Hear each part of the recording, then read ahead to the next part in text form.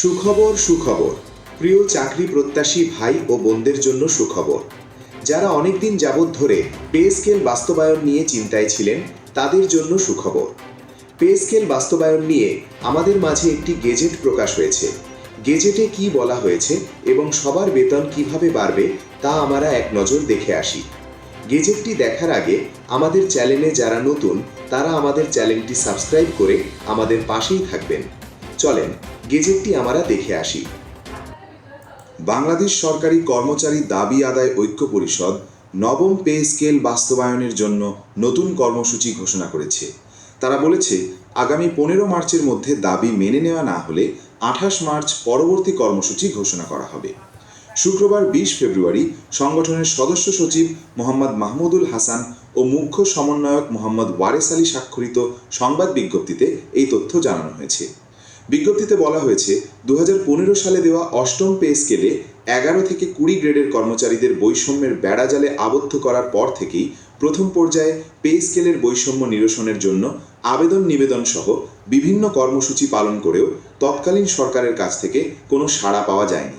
এমনকি বিগত কোনো সরকার উক্ত সংগঠনের সঙ্গে আলোচনাও করেনি।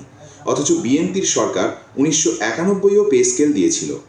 বিগত 11 বছর কর্মচারীরা পে স্কেল থেকে বঞ্চিত উল্লেখ করে এতে বলা হয়েছে, দ্রব্যমূল্যের লাগামহীন ঊর্ধ্বগতির কারণে জীবনযাত্রার ব্যয় বৃদ্ধি পাওয়ায় 6 সদস্যের পরিবারের ব্যয়ভার বহন করতে কর্মচারীরা দিশেহারা হয়ে পড়েছেন। পরবর্তীতে 2019 সাল থেকে বৈষম্যহীন নবম পে স্কেল বাস্তবায়নের লক্ষ্যে আবেদন নিবেদন সহ বিভিন্ন শান্তিপূর্ণ কর্মসূচির মাধ্যমে তৎকালীন সরকারের দৃষ্টি আকর্ষণের চেষ্টা করা হয়। এর ধারাবাহিকতায় অন্তর্বর্তী সরকারের কাছেও আবেদন নিবেদন সহ বিভিন্ন কর্মসূচি অব্যাহত রাখা হয়। তৎপ্রেক্ষিতে 2005 সালে সুন্দর দুটি অষ্টম পে স্কেল কমিশন গঠন করা হয়, যার প্রতিবেদন ইতোমধ্যে সরকারের কাছে প্রদান করা হয়েছে। কিন্তু অন্তর্বর্তী সরকার পে স্কেল দেওয়ার আশ্বাস দিয়েও তা বাস্তবায়ন করেনি। তারা বলেন, বর্তমান সদয় সরকারের কাছে প্রত্যাশা দীর্ঘ 11 বছর ধরে পে স্কেল না হওয়া এবং দ্রব্যমূল্যের লাগামহীন ঊর্ধ্বগতির কারণে জীবনযাত্রার ব্যয় বৃদ্ধির বিষয় বিবেচনা করে দ্রুততম সময়ের মধ্যে বৈষম্যহীন নবম পে স্কেল বাস্তবায়ন করা হবে। বর্ণিত অবস্থায় প্রধানমন্ত্রী সহ সংশ্লিষ্ট সবাইকে কর্মচারীদের বৈষম্যহীন নবম পে স্কেল প্রাপ্তির বিষয়ে অবহিতকরণের লক্ষ্যে সংগঠন 20 ফেব্রুয়ারি কর্মসূচি ঘোষণা করে। উল্লেখ করা হয়েছে, আগামী 15 মার্চের মধ্যে সরকারের পক্ষ থেকে নবম পে স্কেল বাস্তবায়নের দৃশ্যমান কোনো উদ্যোগ গ্রহণ করা না হলে পবিত্র ঈদ উল ফিতর উদযাপনের পর 28 মার্চ সংবাদ সম্মেলনের মাধ্যমে পরবর্তী কর্মসূচি ঘোষণা করা হবে।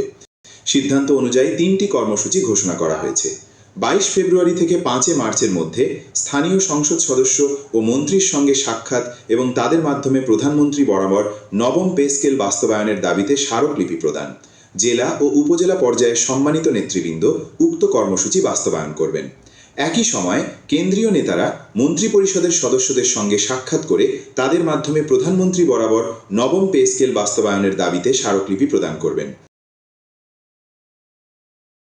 পবিত্র মাহে রমজানে মাসব্যাপী বিভাগীয় শহরগুলোতে পে স্কেল বাস্তবায়নের দাবিতে প্রতিনিধি সমাবেশ ও সাংগঠনিক কর্মসূচি চলমান থাকবে।